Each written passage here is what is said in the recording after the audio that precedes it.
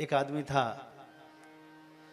एक संत के सत्संग में रोज आता था, रोज करीब 15-20 साल तक सत्संग में आता रहा। उस महात्मा जी के मन में आया कि सब तो आते जाते लेकिन ये बंदा सब दिन आया है, एक संत के सानिध्य में सत्संग करे और उसका कल्याण न हो, ये चिंता का विषय है। उस महात्मा ने कहा कि सेठ जी, इतने दिन से आप कथा सुनने आ रहे हैं, मेरा मन करता है कि आपका कल्याण होना चाहिए। हाँ गुरुदेव, मुझे तो विश्वास है आपके सानिध्य में कल्याण ही कल्याण है, तो उसके लिए कुछ तो करना पड़ेगा आपको। जो आप आदेश करेंगे गुरुदेव मैं करूंगा। देखो सेठ जी, एक नियम ले लो कोई भी, बस एक नियम यदि आपने निभा लिया, कितनी भी परीक्षा हो याद रखना। हाँ, कालिदास का एक नियम था कि काली माँ का जाके दिया दिखा कर आना था, यही था नियम उनका। काली माँ की मूर्ति थी, मंदिर था वहां, और इस पार गुरुकुल में पढ़ते थे, जो रोज जाकर वहां दिया दिखाना था।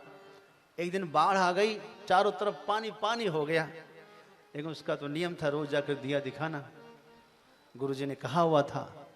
कालिदास ने सोचा कैसे क्या करूं, अपना दिया लिया, पगड़ी में बांध लिया उसको, और माचिस लिया, सब लेकर के ऊपर रख करके तैरते तैरते कालिदास पहुंच गए वहां जाकर के मूर्ति तो सुरक्षित थी, मंदिर सुरक्षित था, रास्ते में पानी था, दिया जला दिया, आरती कर दी, प्रणाम करके आने लगे। मन में हुआ कि कल गुरुजी पूछेंगे दिया जलाया, हम कहेंगे जलाया, तो बोलेंगे क्या प्रमाण है।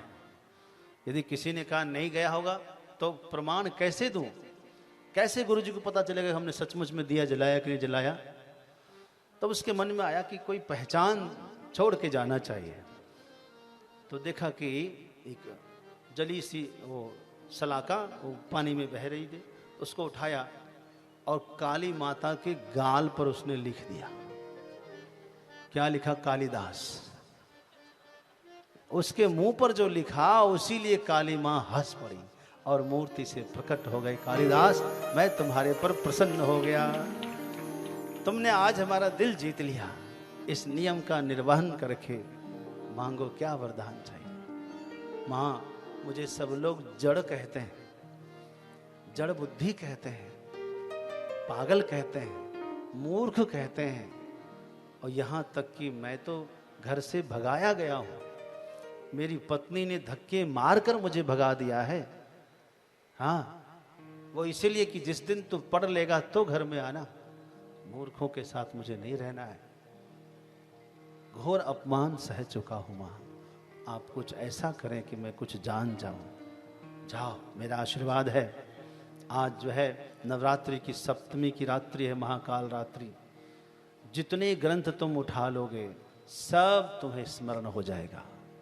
जाओ, माँ का आशीर्वाद था। दंडवत प्रणाम किया, खुशी खुशी तैर के इस पार आया, और जितनी पुस्तकालय में पुस्तकें थे सब उठा उठा करके प्रणाम कर करके पलटता रहा, रात भर पलटा उसे। सवेरे होते होते तो परम विद्वान हो गया, प्रकांड पंडित हो गया। अब तो श्लोक में ही उत्तर दे।